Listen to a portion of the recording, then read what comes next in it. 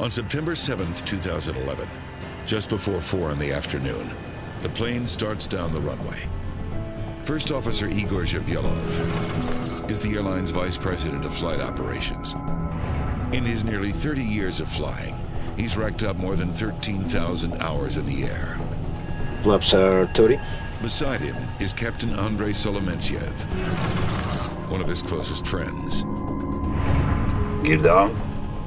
Flight engineer Vladimir Atushin rounds out the three-man cockpit crew. Crew are taking off. V1 is 190.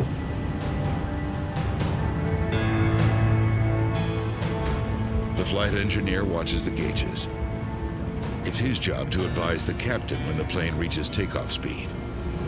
The engine power should determine just how fast you get, and if it's done properly and the flaps and slats are set right, you will have the right lift generated by the speed to get you off the ground safely, as almost always happens.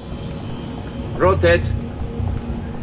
The flight engineer called rotate, and the captain displaced the yoke to rotate the elevators up to about 10 degrees. This would have been sufficient for creating that takeoff attitude and the airplane lifting off. But the plane stays on the ground. Some of the passengers sense trouble. The runway is 3,280 yards long. The crew must lift off before the 2,800-yard mark, or they won't be able to stop safely. The plane has enough speed and should get airborne. 220. But instead of lifting off, the Yak-42 keeps going, past the end of the runway.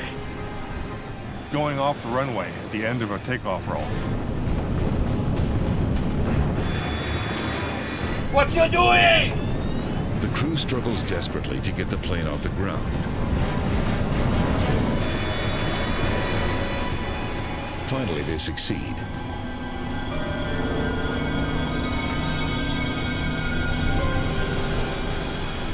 The plane is airborne, but not out of trouble. Yak Service Flight 9633 isn't able to climb, and the pilots lose control. It crashes 500 yards from the end of the runway.